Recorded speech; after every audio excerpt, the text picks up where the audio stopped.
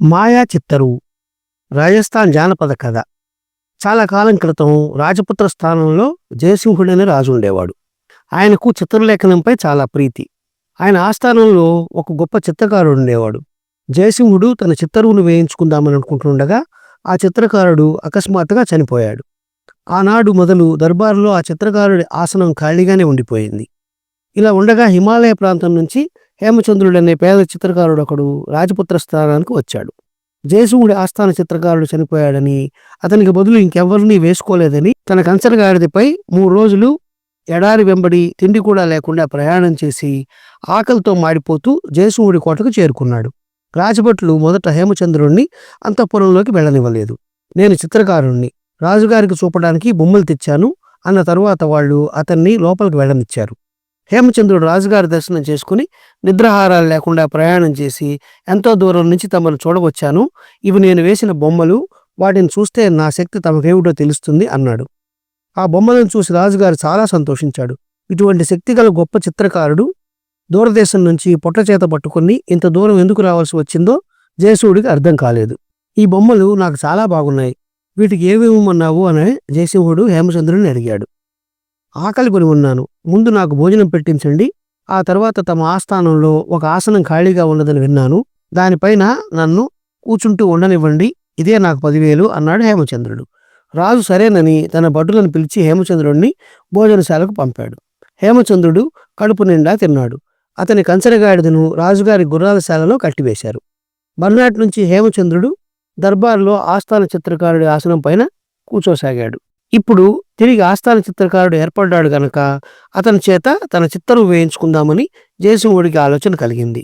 ఆయన హేమచంద్రుడితో, దివాణంలో మా పూర్వీకులందరి చిత్తరువులు ఉన్నాయి, నా చిత్తరువు కూడా తయారు చేసి రాబోయే తరాల వారు నా ఆకారం చూసే అవకాశం కలిగించు అన్నాడు. తమ ఒక్కరి చిత్తరువు ఏమిటి మహారాజా, సింహాసనాల మీద తమరిని, రాణి గారిని ఉంచి తమ మంత్రులను, సేనానాయకులను అందరినీ చిత్రిస్తాను, దివాణంలో మంచి గోడ ఒకటి చూపించండి, మిగిలినంతా నేను చూసుకుంటాను అన్నాడు హేమచంద్రుడు. రాజు పరమానందం చెందాడు. రాజసభ యావత్తు చిత్రించడానికి హేమచంద్రుడికి అనుమతి ఇచ్చాడు.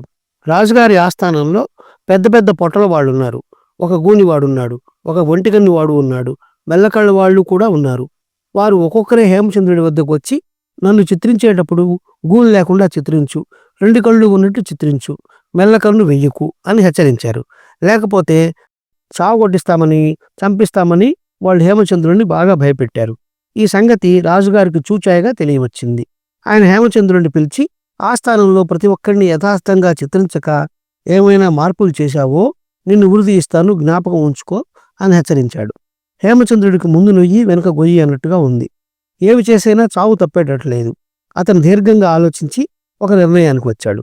చిత్తరువు వేయడానికి ఒక గోడ ప్రత్యేకించబడింది. దానికి ఒక తెర అడ్డం కట్టి 3 సహాయకులను తీసుకుని వారితో తింటూ హేమచంద్రుడు వినోదాలతో కాలక్షేపం చేయసాగాడు. 1 నెల గడిచింది. రాజుగారు హేమచంద్రుడు పిలిపించి చిత్తరువు ఎంతవరకు వచ్చిందని అడిగాడు. మహారాజా, పనిచేస్తున్నాను, త్వరలోనే అయిపోతుంది అన్నాడు హేమచంద్రుడు. ఆ తర్వాత వారానికి ఒకసారి రాజుగారు చిత్తరువు గురించి అడగడము, దానికి హేమచంద్రుడు మహారాజా ఇంకా కొద్ది పని మిగిలింది అని జవాబు చెబుతుండడం జరిగింది. ఈ విధంగా 3 మాసాలు గడిచాయి. అప్పటికీ చిత్తరువు పూర్తి కాకపోయేసరికి రాజుగారికి కోపం వచ్చింది. ఆయన హేమచంద్రుడితో, ఇంకొక వారం లోపుగా చిత్తరువు పూర్తి కాకపోతే నిన్ను కఠినంగా శిక్షిస్తాను అన్నాడు.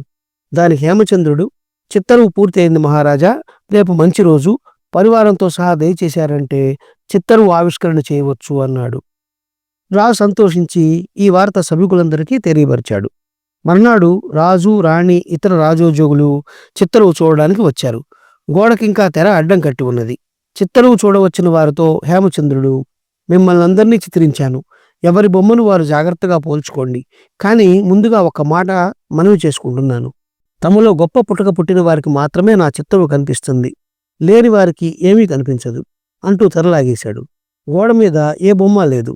కానీ ఆ మాట పైకి అనడానికి రాజుగారు మొదలుకొని ప్రతివాడు జంకాడు. ఎవరి మటుకు వారు తమకు తప్ప మిగిలిన అందరికీ చిత్తరువు కనిపిస్తున్నదని అపోహపడ్డారు. రాజుగారి వెంట ఉండే హాస్యగాడు మటుకు, నాది ఎంత పాడు పుట్టుకోగాని నాకు వట్టి గోడే కనిపిస్తున్నది, దాని మీద బొమ్మే లేదు అన్నాడు. మిగిలిన వాళ్ళు కూడా మాకు బొమ్మ కనిపించడం లేదు అని బయటపడ్డారు. హేమచంద్రుడు అందరి కళ్ళలోనూ దుమ్ము చల్లడానికి ప్రయత్నించినట్టు రూఢి అయిపోయింది. రాజుగారు ఆగ్రహంతో పళ్ళు పటపటా కొరుకుతూ, నీచుడా, ఇంతమందిని వంచన చేస్తావా? నిన్ను ఉరి తీయించిన పాపం లేదు అన్నాడు. హేమచంద్రుడు చేతులు జోడించి, చిత్తం మహారాజా, నన్ను ఉరి తీయించండి. నేను ప్రాణాలతో బయటపడతానని కలలో కూడా అనుకోలేదు. కానీ దయ ఉంచి నన్ను బంగారు తాడుతో మాత్రం ఉరి తీయించకండి. ఎందుకంటే లక్ష్మికి నా మీద బొత్తిగా కటాక్షం లేదు. నన్ను ఉరి తీసే సమయానికి బంగారు తాడు దానంతటా అదే తునకలుగా తునిగిపోవచ్చు అన్నాడు ఎంతో వినయంగా. ఈ మాట వినగానే ఎంత కోపంలోనూ రాజుకు నవ్వొచ్చింది. హేమచంద్రుడు ఎంత గొప్ప చిత్రకారుడైనా రాజుల ఆస్థానాలలో ఉండడానికి పనికిరాడని ఆయనకు తెలిసిపోయింది. ఆయన హేమచంద్రుడికి కొంత బంగారం ఇచ్చాడు. హేమచంద్రుడు కంచరగాడిద. ఈ కథ నచ్చినట్లయితే షేర్, లైక్, సబ్స్క్రైబ్ చేసి పక్కనున్న గంట ఐకాన్ని కొట్టండి.